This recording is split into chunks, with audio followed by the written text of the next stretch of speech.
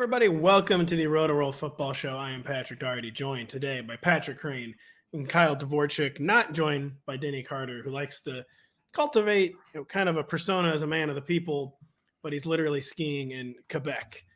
Better known to, the working man as Quebec in America. That's how we say it in this country, but I'm sure Denny says Quebec. And yeah, he's skiing. Do you know where he's skiing? Other than Quebec, no. Because I'm also going to Quebec. He said it was right across. If you see a guy in a giant bumblebee jacket, you'll recognize that as Denny Carter. I believe he posted a picture of himself. He's vibrant. He pops right off that snow. Popping. He said it's right across the Vermont border. That's a lot of Quebec right there. But Vermont's a small state, but he could be anywhere still. He could be anywhere. Yeah. So Denny's not here. We are here.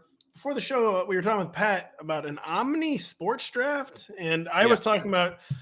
Sorry if you're in the fan ball baseball draft with me, kind of holding up the draft during this podcast, and then Kerrane then informed that he's on the clock. I believe he said 4 drafts. I think 3. I think I'm on the clock in 3 different Omni fantasy drafts, and I told Ben Gretsch, who runs this site and this format of fantasy, who had messaged me on the clock in a couple, as in multiple leagues, not in a couple minutes.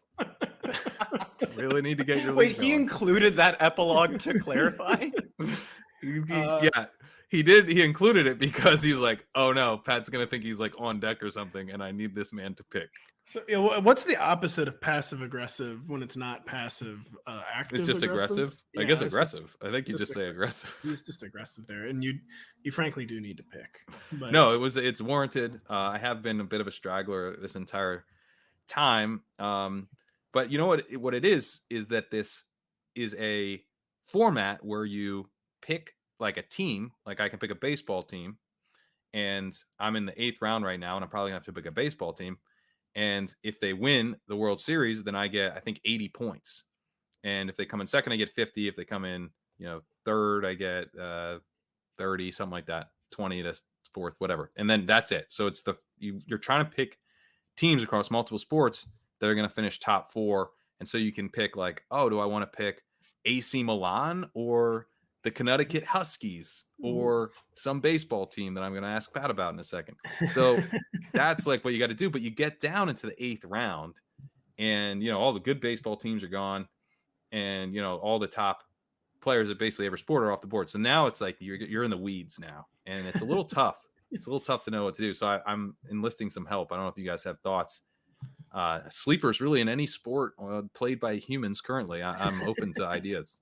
So it's just for 2023? It's not. It's just for 2023. So you're not doing like a dynasty. Who are like by ADP? Who are the top baseball teams left?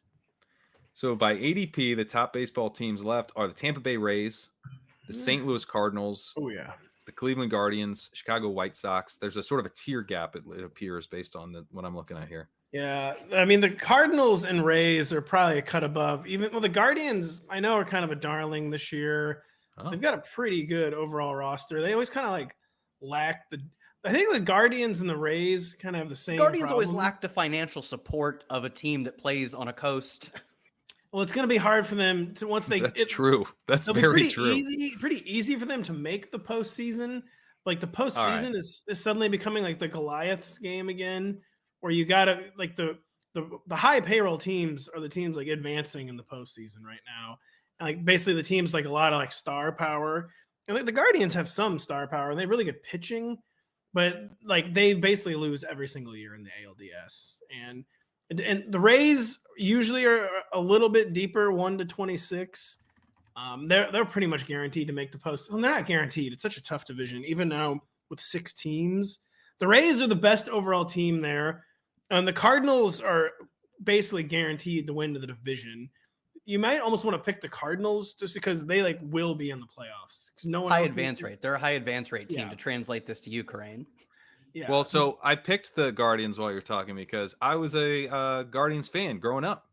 And, really? Why? They've broken my heart because my dad was into them. They broke my hearts repeatedly. And he wasn't even on them. Look, he was on them. Sorry. No, it was a Jim Thome. Jim Thome. Manny Ramirez, It was totally loaded. I mean, Sandy Omar Alomar, Vizquel. Roberto Alomar, David Justice. And those teams. I mean, Charles Nagy. Those teams are just absolutely loaded. I left. Who was the dude with the glasses? Who was the pitcher with the glasses? Kenny Lofton, of course. Oral Hershiser. Oral Hershiser. Yeah. Oral Hershiser. Kenny Lofton was awesome. Oral Hershiser was like the classic, signed up for one last ride with the 90s Indians. But yeah, I mean, Manny Ramirez and Jim Thome. I mean, that was those guys. Omar Vizquel too. Yeah. Omar Vizquel, don't look up his post playing. Oh no, don't really? look up. Yeah, unfortunately. I mean, it's not. It's nothing to joke about. It's very bad. So we cannot celebrate Omar Vizquel, but we can celebrate the rest of the 1995 Cleveland Indians. I put 1995 Cleveland Browns. I meant to pull up because we're leaving out some superstars, and I'm sure this is riveting.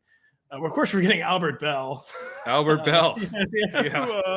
And Eddie Murray had one last ride with the 90s Indians. Man, these teams were nuts. They were fun teams, man. They got beat bad by the Braves in 95, but then in 97 they lost in Game 7 of the World Series. That one was the one. Now, keep in mind, I was like 11 at the time, but I was like, that was ours, man. That was I mean, they needed to win that year. They did. As history has proven out. yeah, exactly. Those 90s Indians / Guardians teams, those are one of that's like a genuine dynasty in sports that just didn't win a title. Yeah, I guess they never had quite enough pitching, but are they like Four Follies of Buffalo level of good? They were, I mean, man, they were as good as Buffalo. Try and translate this to NFL because you're both speaking before my time. They didn't have as sport I do not care about. They did not have as vivid of heartbreak as the Bills, but I mean, this is a team like loaded with like real deal like Hall of Famers and leading the league in wins, and then it was right before the Yankees dynasty took over. Oh, Roberto Colon they had as well.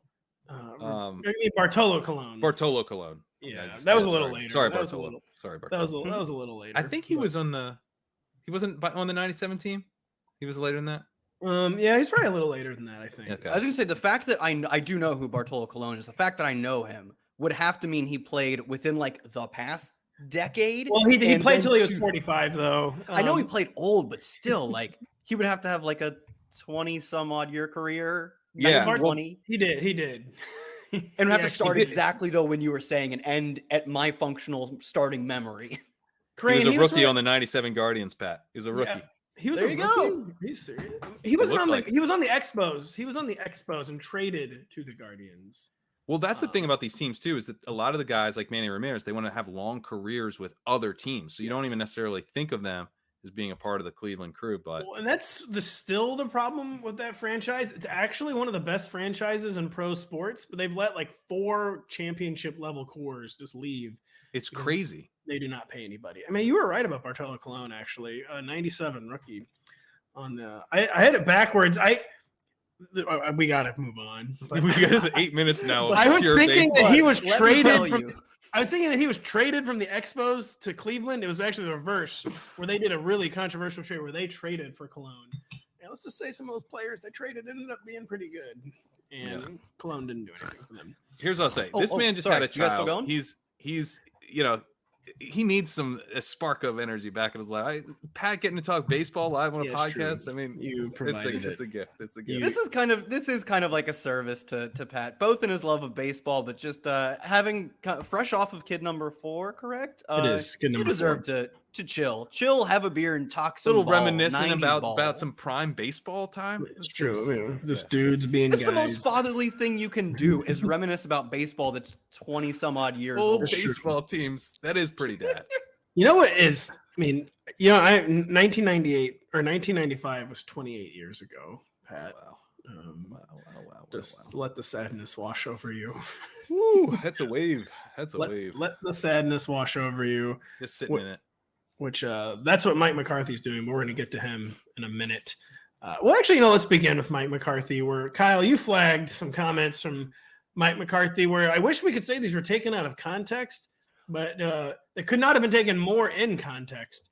Where Cowboys coach Mike McCarthy, he literally said, this is the exact quote, "I just want to run the damn ball," when he was describing the differences between himself and former offensive coordinator Kellen Moore. He went on to describe, I believe, the 19-15 divisional round as a shootout.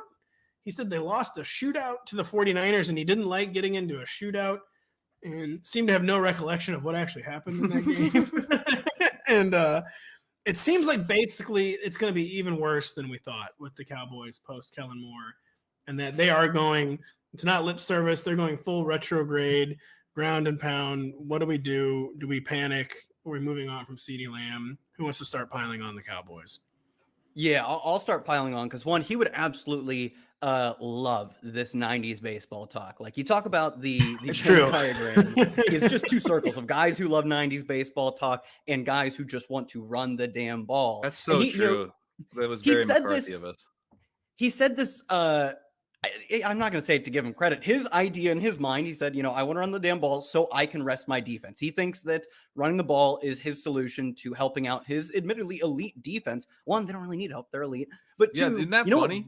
Like, dude, you already got the outcome you wanted. Like, the offense is the issue. And he goes on, it gets worse. Like, I literally, and this is like a well-respected beat reporter, John Makota, I hope I pronounced your name right, from The Athletic. I on God, thought for 5 minutes he was doing a bit, because you cannot write how backwards and not even 90s, like 70s type of football this sounds. McCarthy would go on to say, I don't desire to be the number one offense in the league. I want to be the number one team in the league. Like, he doesn't care. He doesn't want to put up points. He said something he said is that Kellen Moore wanted to light up the scoreboard, as if that's a knock on Kellen Moore and their actions. If you just think he's just, coaches talk a lot of game, but at the end of the day, he'll pass the football if he needs to. Their actions. They hired Schottenheimer, famous, yep. I mean, infamous, really, for being the too much run heavy, hard nosed type of guy in Seattle. He was, I think, just like an offensive assistant or something of that nature last year for Dallas, gets hired all the way up to offensive coordinator. And I think McCarthy has said he's calling plays. Jerry Jones said that they think McCarthy, or he said that McCarthy is going to bring a version of his Packers offense into Dallas this year. Like, isn't that what he got fired for? That offense stagnated? Like, I mean, that's why Aaron Rodgers has never been the same. That's why Aaron Rodgers now spends time in literal darkness because of the final years of the Mike McCarthy offense. Something snapped inside that man. He won 2 MVPs post that time, but still hasn't truly recovered. It's true. He hasn't truly recovered. He's just an ottoman now. Like, he's an animatron. He's going out there. He's dead physically. Inside. Yeah. Physically, he's recovered. He can make all the throws. Yeah. But like mentally, even if he's able to go out and win the MVPs, it broke him. It truly mentally, it's gone. The fire's gone. It's over. Gone. Yeah. And I really think like this could break the offense. It was already an offense that was really efficient in a number of ways, but played backwards. Like they had a negative, I think, 6% pass rate over expected last year, despite being one of the better teams in passing EPA. And that was when you considered their really fluky turnovers. Like Dak was far and away the leader in interception rate, but Pro Football Focus actually charted him as like a little above league average in turnover-worthy play rate. Talked about it before. You see these, like, there are a few of them, but interceptions, just a few of them pile up on your interception rate very quickly, where it's just tipped volleyball passes right into a defender's waiting arms. Dak was really good last year, and he probably didn't have enough receiving talent. I said a few months ago or a few weeks ago, something like that, that if this team plays smart football, adds another receiver, they can be like almost a juggernaut of an offense. There's just no hope. There is no hope of that. They're probably like franchise tagging Tony Pollard, bringing back Zeke, giving Zeke too many carries. They're both through their actions in like hiring, or I guess promoting Brian Schottenheimer and firing Kellen Moore, and through their words, very explicitly telling us that they want to be even more of the offense we don't want them to be, and that they probably should not be. Crane, how do we add to that? I guess what I would add is that, do we care about any of this for fantasy, really? Because the defense is probably not going to be as good as it was last year, just by like the way these things tend to go. Historically, good defenses always, I mean, spoiler alert. Oh, it's a famous thing where they don't post the same numbers the next year because it's not possible and it's noisy. And Exactly. So just like by pure regression, they're probably likely to have more points scored against them. They're going to have to, throw. So we're probably going to get our attempts. Maybe they're not in like as good of spots and they're not as well done and executed and drawn up as we'd like. But I think we probably don't have like real volume concerns here for CeeDee Lamb, because that's the other thing. Who do we care about in this offense? CeeDee Lamb, Dalton Schultz might not be back. So we care about Blake Jarwin. We don't. We don't even have a second wide receiver or tight end potentially to worry about here that you're drafting in any kind of premium. I mean, you're tacking on Gallup late maybe in best ball, but I mean, it's basically a one-man offense in CeeDee Lamb for fantasy. Dak is reasonably priced, maybe like slightly overpriced relative to how gross this news is. But I think he could settle as like a 9th, 10th round pick, maybe if enough of this FUD comes in, and then I'll probably take him anyway. And then Tony Pollard is going in like the 4th round. I think he's basically all upside from there, unless they draft Bijan Robinson, which I wouldn't rule out, because that would be bad. But look, okay, let's say they draft Bijan and they ruin Tony Pollard for us again. I still like Bijan because they're going to feed him. So like, I want the running back here. And I think in a weird way, like the fact that they're going backwards and less efficient could be great for whoever the lead running back is in Dallas. I'm not worried about Zeke. Zeke is so clearly washed that, if it is Pollard who's the lead back there, I love him at his value. If they ended up drafting someone very high, like a Bijan, I think we would be very excited about the fact that McCarthy's going to go completely old school football with this guy. So, all in all, I don't know how, like, I've actually been trying to like almost brainstorm of ways that I need to change my draft behavior to account for this news. Cause I'm with Kyle that like, I think this is real. I think this is bad, but like, what do I do? What do I do about it in fantasy? I'm not even sure there's much to do. Probably is the correct takeaway, because thankfully it is just so narrow, and they don't have the money to sign anybody. It's a poor free agent receiver class. Can't see them investing like maybe a day 2 pick in a receiver. They're not going to use a 1st round pick on a receiver, obviously. So it should stay very narrow. Yeah, like you said, we don't even know if Dalton Schultz will be back. He seemed very salty about his treatment, from what I remember. I think he was very salty about being franchise tagged last year. Yeah, they have to get double franchised, and they'd potentially lose Pollard as a result. Yeah, man, I'd probably keep Tony. I mean, I think I would keep Tony Pollard over Dalton Schultz. Correct? I would.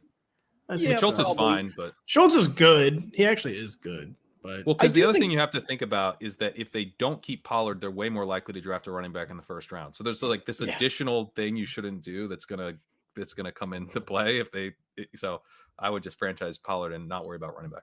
That's a good point. Yeah, I do think there's a scenario in which like they score significantly fewer points, but it was very clear that Zeke last year was the red zone guy. He played, I believe, a handful of fewer games than Tony Pollard and outcarried him in the red zone like 2-1 or something like that. Still outcarried him in games they played. So if this more inefficient offense, if they play slower, they get fewer plays, they get into the red zone less, I do think it could just hurt the backfield by, if they don't reduce Zeke's workload, which we know they don't want to do. Maybe Zeke, we saw it last year something. Zeke's play was so bad and Pollard's play was so good that Pollard went from being a true like niche part-time player to approaching 50-50 with Zeke.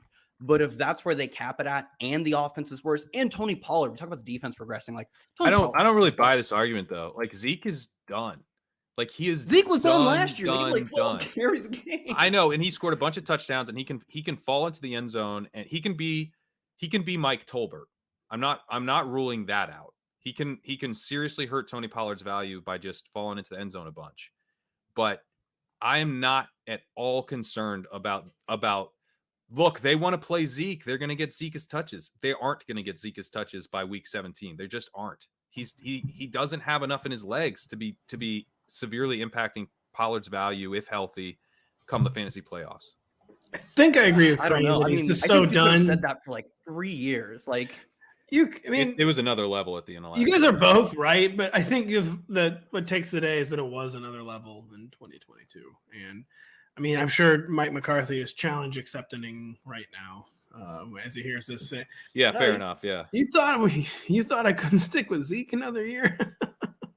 But the thing is, Pollard is, I've compared it to like Alvin Kamara and Mark Ingram back when Ingram wasn't completely done, and it's like that's fine. Like that, I don't need it. The whole point of Tony Pollard is that he's an incredibly explosive player who can play in the passing game as well as rush the ball. So It's like I don't need 25 touches. In fact, I don't want that. I don't want the version of Kamara we've gotten in recent years where he's getting used as a workhorse and not seeing enough receiving work. I want really high value touches and explosion all day, and I think Pollard can give me that.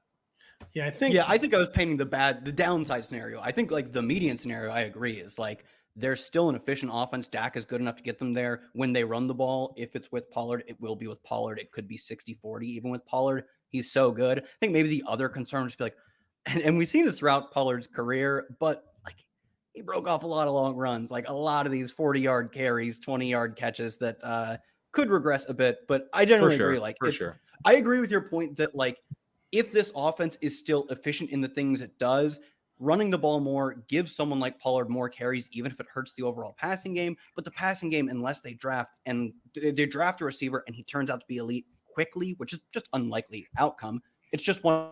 So it's such a condensed team that it cools me a little bit because like they could have a floor where they just truly are more like Falcons-esque, where, oh, you put up 25 points on us, congrats on the win. I guess when I opened up the ADP and stuff, I thought Pollard was going to be a second-round pick. That's when I got back in the country. I was like, all right, Tony Pollard, I'm going to have to draft in the second round. And he was going in the fourth. So I don't know. I guess I'm used to like maybe ADP has shifted and all of these running backs are cheaper. I think that is true. But, you know, we've kind of talked ourselves in a way worse backs in the second round than Tony Pollard. We have. But yeah, the whole thing just read like Mike McCarthy put, what would be something triggering, I could say, and put it into Chat GPT, and then he said it, and it was beyond self-parody. And speaking of Zeke-type backs, Jamaal Williams, there's reportedly mutual interest in Jamaal Williams returning to the Detroit Lions. They were talking about limiting DeAndre Swift's touches again at the Combine, and not to dwell too much on just bad things. We can't dwell nearly as long on this one as we did on Zeke, because Zeke is everyone's favorite. It's everyone's favorite, least favorite topic.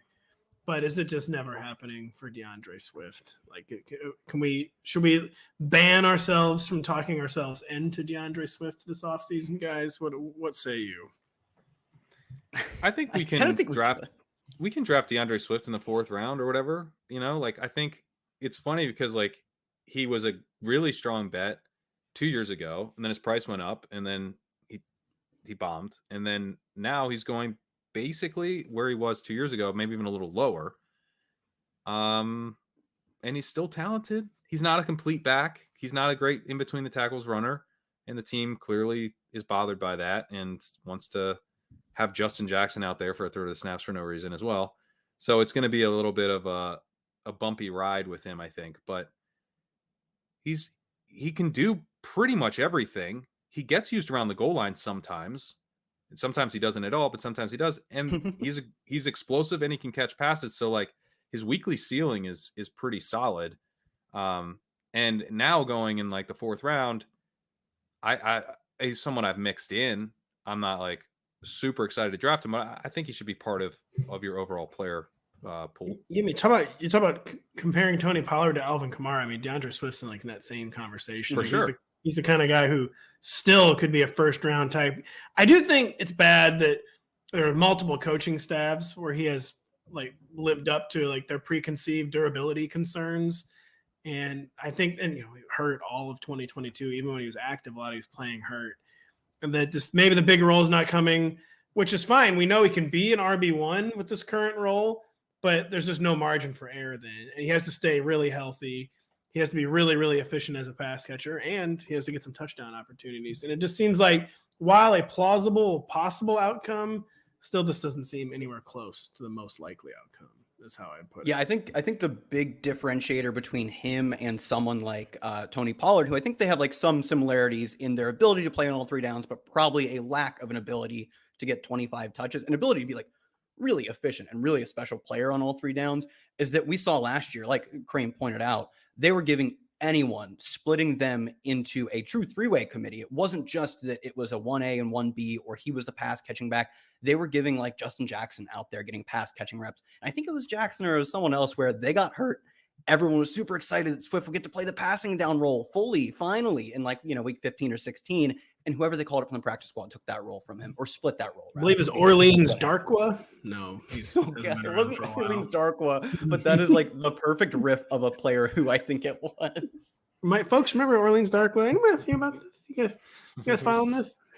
But like, it's clear that not only do they not want him to be like Alvin Kamara, pass catching specialist, they just don't even want to use him in a full-time, part-time role. They want him like part-time.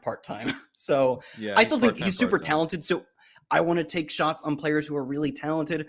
But like Pat said, like teams, like not just teams, but coaches have all seen him and said the same thing about him. That's data, whether we like it or not. So whereas Pollard has been able to up until last year, he worked his way up, and there's like an upward trajectory. I'm not really like seeing that with Swift from his career arc. He's still really good. So mix him in the fourth, but like I don't see a path for him, assuming, Jamaal Williams comes back. I'm not sure I see that same path where like he is so much better and so talented that we have to get him all the touches. Like that could kind of happen with Pollard because he's that good and Zeke's that bad. I don't know if we have that discrepancy.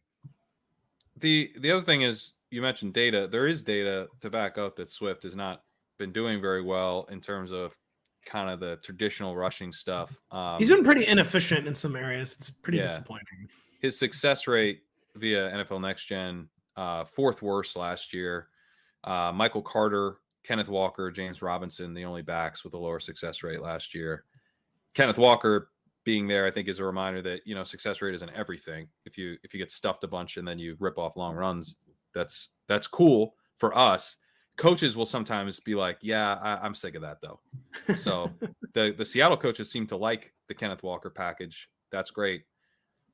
The Lions coaches do not seem to like the boom bust nature of DeAndre Swift. Swift has never even been that efficient as a pass catcher. He hasn't been inefficient, but he hasn't been as efficient as you would imagine a guy with his skill set being. So he's been solid. He's been solid, but you would expect his profile to be like elite efficiency as a pass catching back, and he's never had that. But DeAndre, I mean, who am I kidding? There's literally no way I'm not going to talk myself into DeAndre Swift. So kind of just a pointless conversation we had.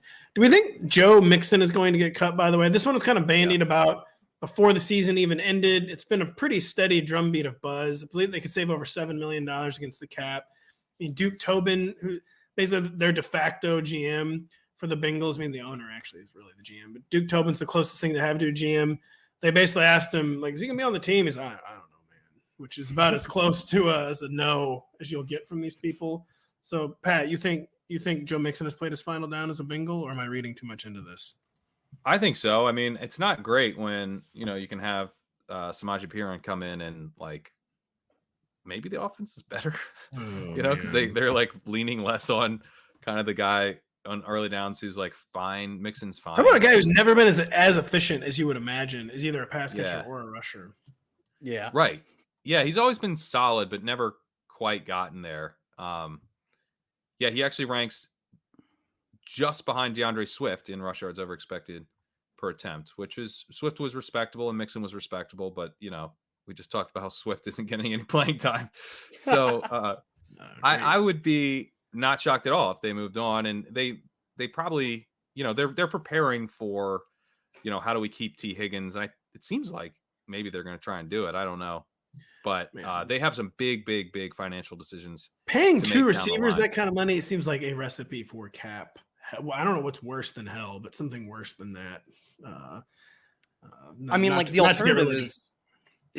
alternative is either continue drafting receivers, which I think is a viable alternative. You might, you'll ebb and flow. Sometimes you'll just run bad in the draft and it won't work out.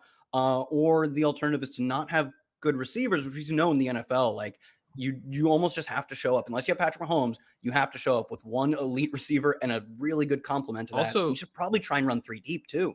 There's no receivers in the free agency market again. It's horrible. It's even worse than usual, actually. Like it's and I think we can even talk ourselves into some of these guys, and then we see that's just a complete false flag. Like we thought, MVS, great fit with Mahomes. Yeah. That's going to work out. No, there's a reason a team got to see him year in, year out, and he didn't produce, and they let him walk. Like that's another spot. He wasn't even good at the thing he's supposed to be good at. He wasn't even good at getting downfield. Like he wasn't good at being a tight end. Oh, we're talking about MVS, not Juju. Sorry. That was the next example I was going to go to. Both. And the other thing is that you look at like the Dolphins sending picks for Hill and the Raiders sending picks for Adams. And it's like, I wouldn't even say that those teams really like regret doing that. Maybe the Raiders do because who knows where their franchise is headed. But like, they weren't like embarrassing moves, and therefore they're probably the type of moves we might see more of.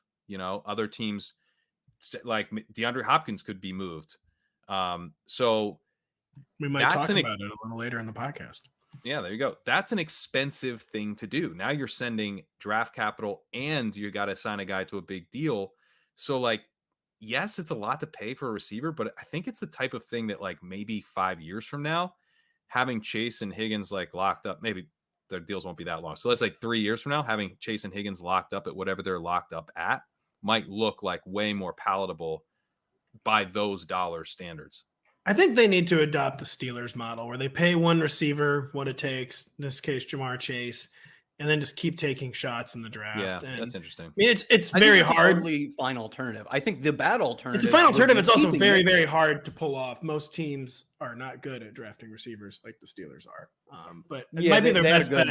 With the Jamar Chase and Joe Burrow cap numbers, it's going to be very difficult to pay T. Higgins. But I think the worst alternative would be keeping Mixon and trading or letting T. Higgins walk. And that seems to be one that they're trying anything they can do to avoid. And like you said, Tobin was like, I don't know, maybe Mixon on here, maybe he's not. But then he said that the talk of trading T. Higgins was ridiculous. The ridiculous is the word that he used. It's very clear that for one of these topics, he has a very strong opinion on it. And the other one, not so much. And that's something we'll talk about when we get to like Keenan Allen.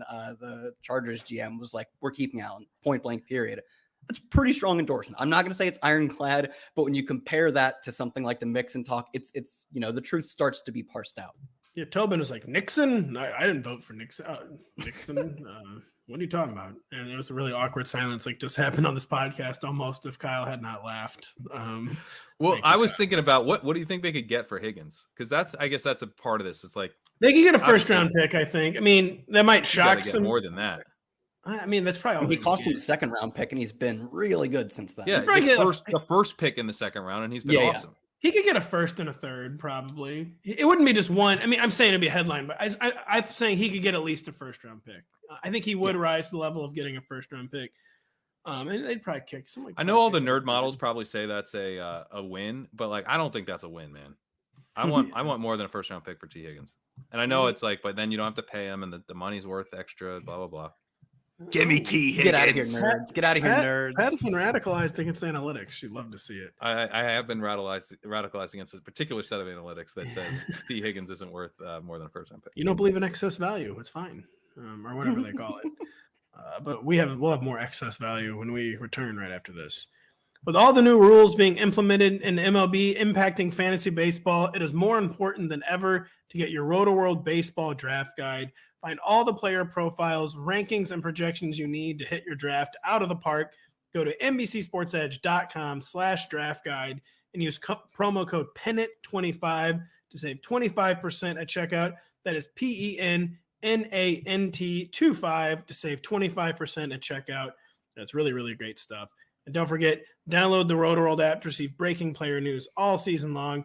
Stay ahead of the competition by favoriting players on your roster. Get the latest injury updates, player news, and much more delivered right to your phone. That is available in your app store today. And I would like to remind our listeners I will be participating in a live baseball mock draft for our draft guide on Tuesday at 11 a.m. Eastern with DJ Short and company. I've been prepping because I haven't had any of my drafts yet. I'm not doing any NFBC this year, so I'm going to be accused of being a normie. But it debuts next Thursday on YouTube. But we're taking place on Tuesday, and you can come see me be a normie drafter with some of these experts. And again, I'm on the clock right now in a baseball draft. Actually, really sorry that I'm holding that up if you're listening. I was going to ask you about the Blue Jays, but then I just decided to pick another team in Omni because I figured we'd take more baseball talk. Almost choked. I was trying to take a drink of water, and yet, no more baseball talk.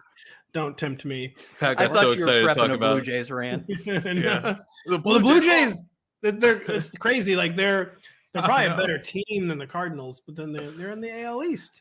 Oh, that's fascinating. So like the Cardinals just get that postseason ticket. Same thing with the Guardians. The Guardians are a pretty safe bet, like the Cardinals too. All right, I like for that. sure, dude. Yeah, anything can happen in the postseason. Anything can happen in that old postseason. Anything can happen in Miami? Question mark. Nice, good one. No, yeah, didn't even try on that one. Moving on to quarterback. Dolphins GM Chris Greer was very frank when asked if he had concerns about Tua Tagovailoa's durability. When he asked if he was worried about it, he said, "I can't lie and say no." Great feeling if you're the player. You could have lied. That's not true. true. You're actually right. You really could have lied. You're allowed to lie. Anyone can lie. You can do it anytime. In fact, it's almost like just industry standard is to lie. It's just accepted. Constantly. And like you can lie in a certain way that's tasteful, where like everyone's like, "Oh, he's lying," but he's just trying to be nice. Yeah, he's lying to protect his quarterback, and he's lying to protect his quarterback. I mean, I don't even know why I mentioned this one, but what do we think about these comments? I mean, he did go on to say that it wasn't going to dissuade him from signing Tua long term. They have to decide on his 5th-year team option here pretty soon. That's a no-brainer, though. Yeah. You think it's a no-brainer? Those things are no-brainer. They're fully guaranteed now. They're not just guaranteed for injury. They're fully guaranteed. But the injury is the only concern, right? Like, I mean, it's a pretty big concern, though. I mean, there were people. It was a dumb storyline, but I mean, there's people all last year like, was Tua ever going to play again? I'm like, dude, have you ever met the NFL? Of course, this guy's going to play again. But no. But my point is that who cares if it's fully guaranteed for performance reasons, because your performance reasons it's the same calculation that you've always had in this case. That's a good point. That is a good point. Because you're not concerned about the performance. Are we sure you're not concerned about the performance with Tua? Has he really put to rest all those doubts? He was He was second in I think maybe we all know the computers. No, he's second in EPA per play. Hold on, the computers love him. Hold on. We all know the second you plug any quarterback into the Shanny system, all of a sudden it says Jimmy Garoppolo is better than Joe Montana or whatever. Jimmy Garoppolo was third. He was ahead of Josh Allen. I can't believe I am. Brock Purdy was first. And if you smaller sample, I can't believe in the course of 36 odd minutes we have unanalyticsed Kerrane and Rotopat. No, I'm using the analytics again. That's true. We've re-analytics Kerrane. I will say towards the end, like the final 3 or 4 games we saw him, his numbers started to fall off. Teams seemed to adjust a little bit, but he wasn't like a train wreck. He was noticeably worse. But those are who was a train wreck? Skylar Thompson. I thought we could plug anyone into the system. What's that? We finally found the line. You can't do Skylar Thompson. You can't do Josh Johnson. And you can't do Brock Purdy with an exploded elbow. We did finally find the line for what will not work in the Shanny system. But continue, Kyle. Last thing I was going to say is that the 5th-year option, not even that expensive for quarterback prices, given how elite. I mean, he truly was. I think he led the NFL in like touchdown rate, yards per attempt, EPA, or second in EPA per play. Like he was elite by every metric over the course of the full year. And yeah, I think that's totally some of the system.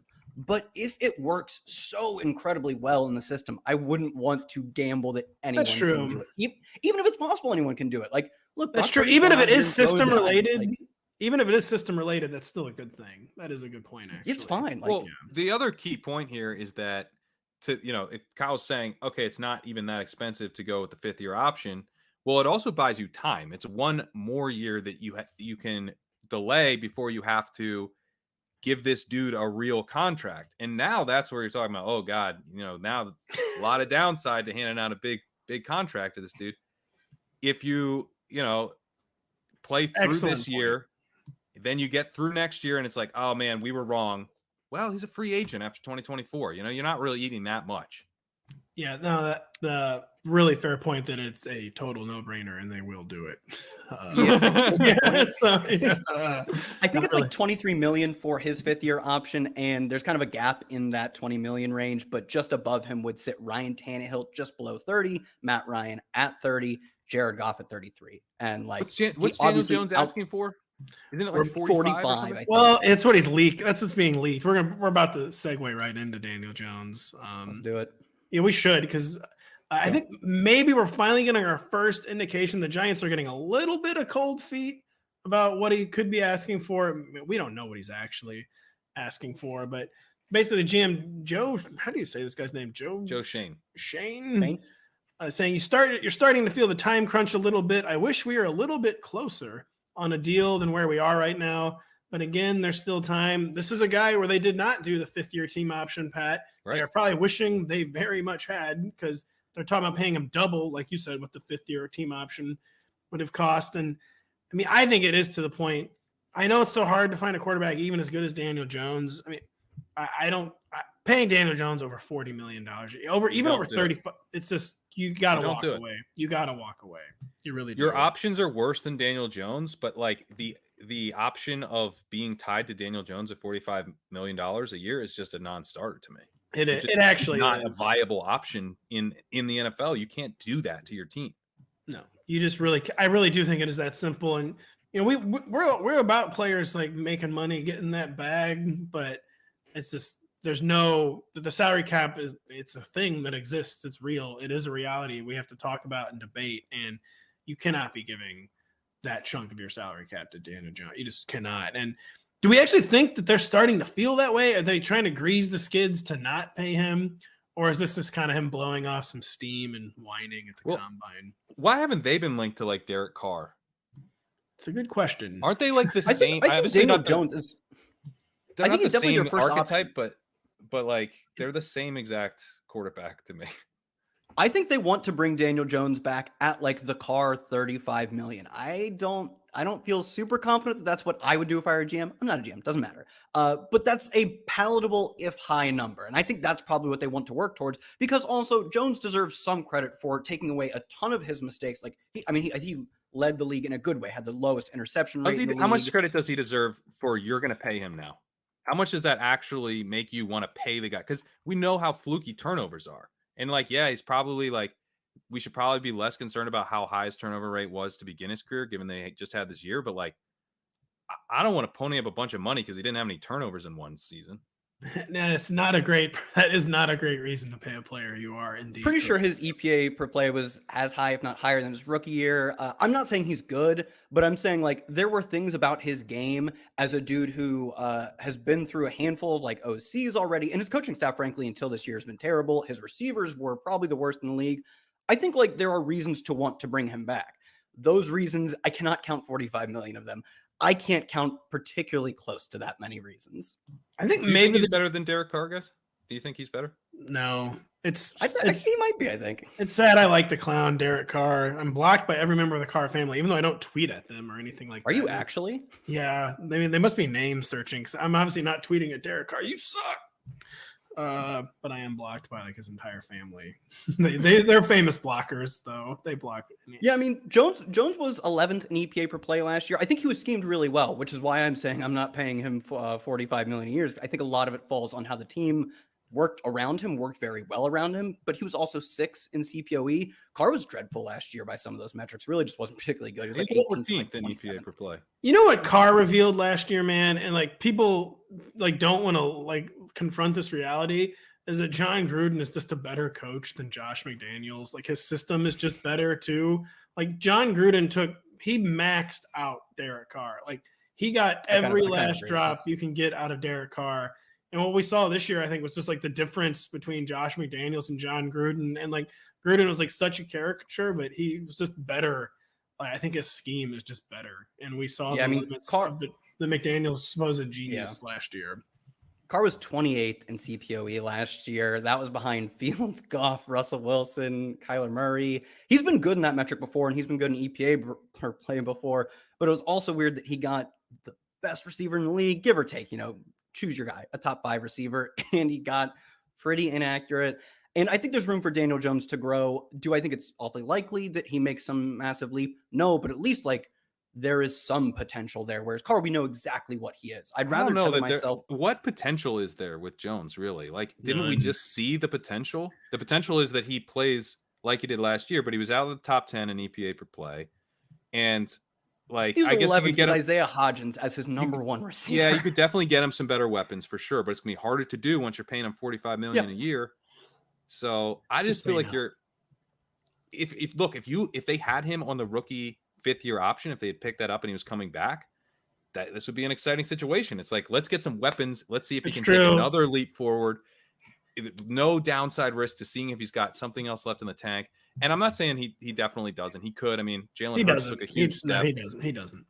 Yeah, he doesn't. I think these things are so hard to predict. It's like he definitely doesn't. Like you said, like we saw Josh Allen had this different level in the tank. Jalen Hurts had this completely unearthed player in the tank. I don't think he has those guys in the tank, but like, could he have like Kirk Cousins as a passer in the tank. Whoa. Sure, that's possible. Like, it's what's that worth? Like, Kerrane, what would you pay your him? Your hope is that he's like producing one of these weirdly high efficient seasons like Tannehill did. You're hoping for him to be the next Tannehill. That is what you're hoping, is to be the next Tannehill. What do you think is the fair asking price then for like a player like that per year? In this climate, $30 million, like, which is still astronomical and still a fairly sizable chunk of the cap. I think 30, and I think as we've been talking, I think what's happening is the Giants are basically just preparing to go the distance on this and are going to gamble. No team is going to value Daniel Jones more highly than us. We just need to find out what the next highest valuation is, and it's not going to be anywhere close to $45 million. And if he can get over his hurt feelings and not leave, like if there's like similar offers, I think they're going to get him like the 30 to 35 million range.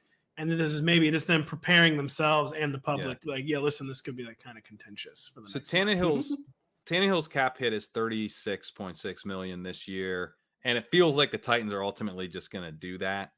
You know, they're kind of like, oh, we hate this, but I think we're just going with Tannehill this year. So that feels like we're about, you know, and Tannehill's obviously fallen off from the heights. You don't want this version of Tannehill. You want like 2-3 years ago Tannehill. So I think maybe 35. You get him for 35. That's fine. 35 is okay. fine. But God, it's risky, isn't it? Because he might not be Tannehill. I think that's the thing is like, I think it is like a equilibrium, right? To have him at 35. It's fair. I don't think you're gaining an edge over the league. What I would want to do as a GM is try to gain edges over the league. Paying Patrick Mahomes, on average 50 million, that is somehow still a huge edge or whatever. Josh Allen's contract is like an edge to just have that guy who is nearly unbeatable relative. Kyle's advice is to have Josh Allen. I would want to keep gambling to get those guys, though. I wouldn't want to be like, I agree. 35 million is fair for mid-play. But I understand, and I think 35 million is probably in that range, 30 to 35, where it's an equilibrium. But I want to be finding edges, and I don't think the league really thinks about stuff in as much of that manner. How good is this roster? Because what if I told you it's not very good at all? It's not. So, okay, you let Daniel Jones walk. You let Saquon walk, which would be a natural thing to do if you're letting your quarterback walk. I mean, how many games is this team winning? Like, you're like maybe 1 year away from a very high draft pick, and you bought a bunch of goodwill with the city of New York with your first year. Like, they're in kind of a unique position where they could actually like bottom out for 2 years and rebuild this thing and still be the GM coach combo when they're actually on the come up again, which is harder to do than you think. Which I think they won't risk that because in that market, they won't risk it. But gamble, guys, gamble. I mean, they can't risk it. Kerrane and I are talking about the same thing. We want to push, we want to go in. We want to try and we want to build Death Star teams. And most teams in the NFL want to build locked in at 9 and 8, locked in, no worse than 6 wins, probably no better than 12. We love our 9 and 8, don't we, folks? Tank. Real quick, we were talking about Derek Carr or Frank Reich. It seems like maybe he's warming the public up to Derek Carr being his next veteran stopgap quarterback. He said he believes he's, quote, still in his prime. I mean, none of us believe this, right? I mean, is the Derek Carr prime? Give us. I've got a little more context to this. We talked about Derek Carr prime. Like, he's good. He's not great. He's maybe a little better than Daniel Jones, but Daniel Jones maybe has a better ceiling. The important context is that amidst this conversation about Derek Carr, who they met with at the Combine, said he was in his prime, said the interview itself between the front office, Reich and Carr, it went well. Sometime, I don't know if it was right before or after, said they're also considering trading up. They've also met with 5, and I think then someone maybe reported 6 quarterbacks at the Combine. And the GM said that this draft may actually be a sexy draft, as he called it. And by sexy, he means like the flashy players, right? The receivers, but quarterbacks is really what he means, is this could be a quarterback draft. He just came out and said that it could be a quarterback draft. They're looking at quarterback. My only guess is that if they're making calls and who picked, Seattle at 5, right? If Seattle's to move up 4 picks, we need a first and a second. They're probably like, okay, let's re-explore the Carr situation. But they're literally they're talking about it. They're talking about trading up, drafting a quarterback. They've met with quarterbacks, and the GM calls it potentially a sexy draft. Quarterback in the draft is very clearly on their mind, and I think you can say it's their first option. I think they don't hate Carr as a backup option. I think most teams, like we said, they're fine settling in at 8 or 9 wins, and they're fine with Carr being that guy. but I would not take this as they are excited to get Carr in the building. Look, here's what you have to factor in. The connection between quarterback and coach. I don't know if you guys remember this. Famously, Reich and Carson Wentz had this huge bonding experience. They're both, one might call, very Christian. They had a Bible verse that Frank Reich said to Carson Wentz. Carson Wentz had it on his screensaver, handed it back to Frank Reich and said, check this out. Same exact verse as his screensaver. I just looked this up, by the way. It is currently on ESPN.com still. So this is not bananas nonsense. This is actually part of how they started establishing this bond, which then led them to partnering in Philadelphia. Derek Carr, famously pretty Christian. I think that I don't think we can discount that is we have Frank Reich weighing his options here. We have a history here. They're gonna have hold on. Do you know what it was? Because Will Levis has Chronicles 15:7. I believe that's how you. No, it was Peter. It was verse 1 Peter. Oh no, it was 1 Peter 3:15. Yeah, I don't remember how to. I went to Bible school. I don't remember how to. You guys know how to. No for offense, Mike Wells, I want to give the. I feel like the I know how to Bible better, seeing as I went to Catholic school for like 20 years, and I was same, but I don't. But Will Levis tattooed on his giant muscles as well. So, by the way, for Derek Carr, pretty bad sign that he has not signed yet. To be honest, like it's kind of situation. Part of that. Exactly. I mean, he's clearly asking for way too. If there was like a genuinely hot market for him, someone would have met his asking price within 2 or 3 days. Like if you go unsigned beyond the like initial 48 to 72 hours, like it means you weren't like as hot of a commodity as maybe you were expecting. Like he's not dealing well with like the team sticker shock. And because I thought he'd be signed by someone like this. I really thought the Saints were just going to sign him after like 2 days, and they must be nowhere close in the valuation, because typically when a guy like that hits the open market, they get scooped up very quickly. And it's pretty surprising to me. He's not a good sign. Probably not a good sign for Daniel Jones either. Like no one was willing to overpay Carr. Maybe we're going to get some fiscal discipline. That's true. That's an interesting point. Because if Carr got a bunch of money, that's not good for the Giants. No, that would have been horrible for the Giants. Like they would have been like, well, we are getting fired after 2 years, and it's because we have to pay Daniel Jones. It's because of something we are about to do. Yeah, exactly. So they just know we have no choice, though. No. We got to do it. We have no choice but to move on to wide receiver, where the DeAndre Hopkins talk has been kind of flaring up all offseason.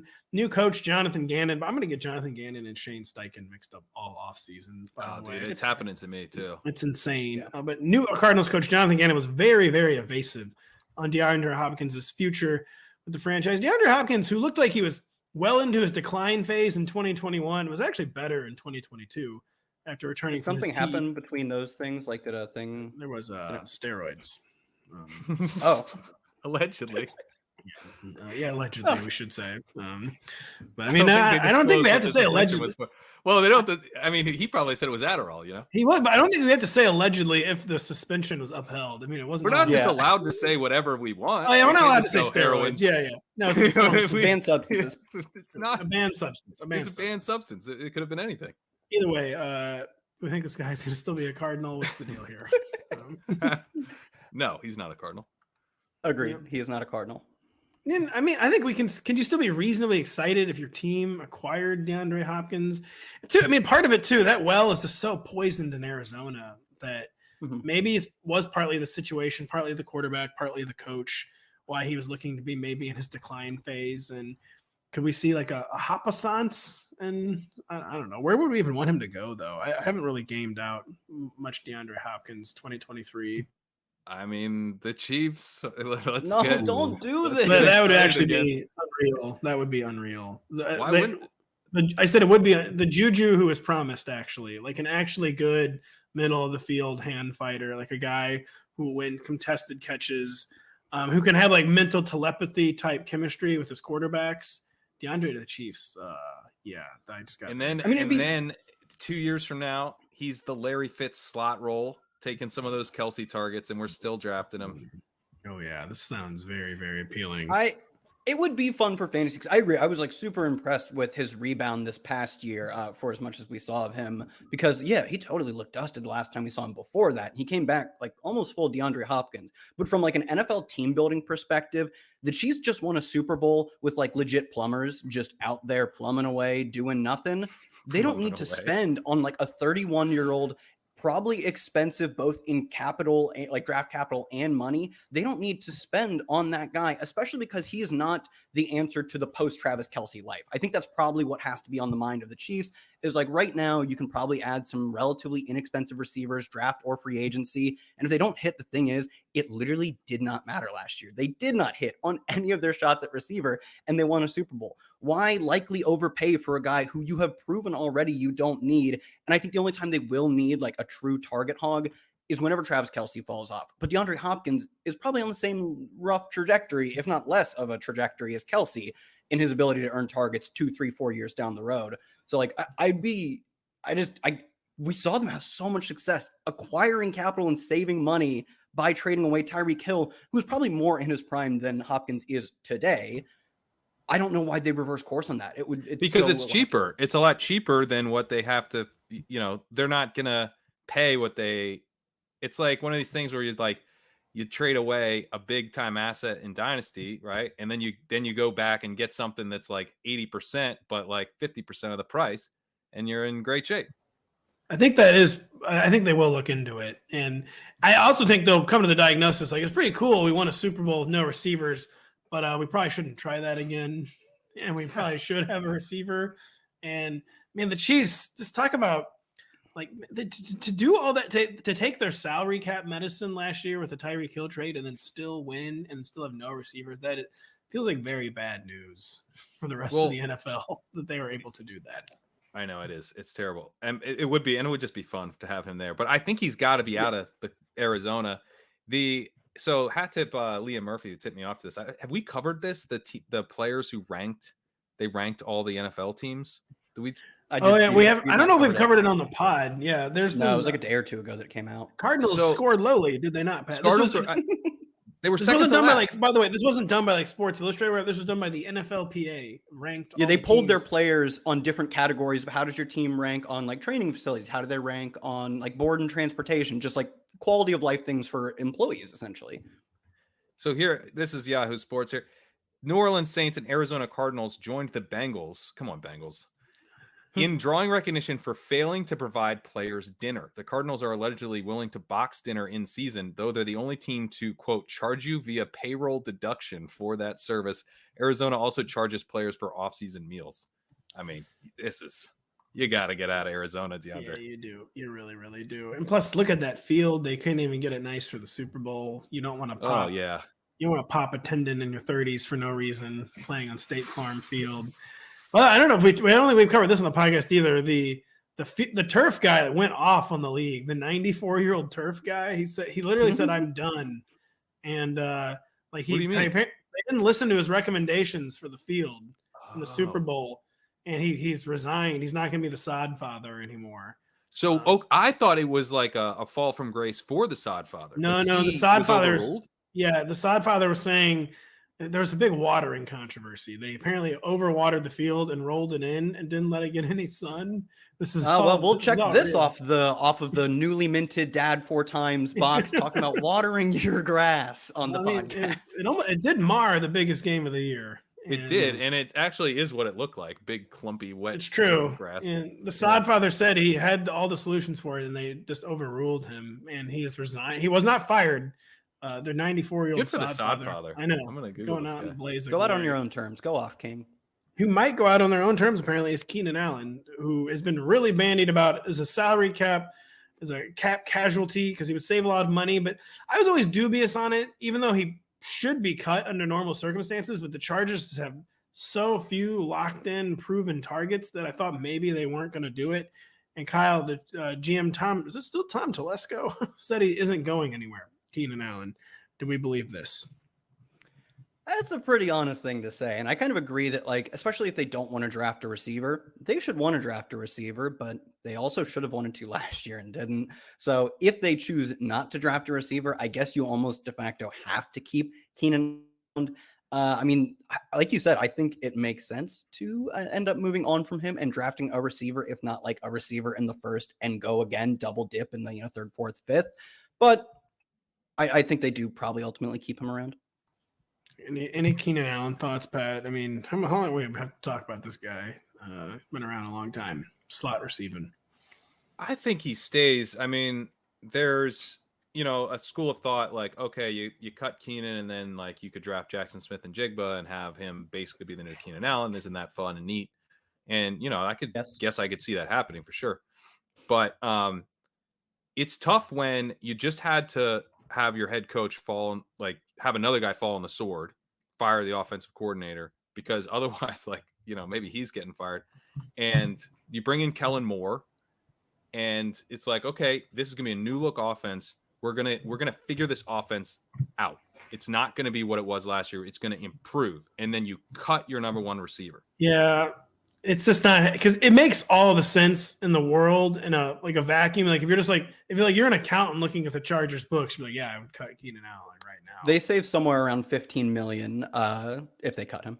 And he's declining. He's injury prone. I mean, we know that's a loaded word, but he's been injured a lot in recent years. But yeah, I think for all the reasons Kerrane laid out, you just can't.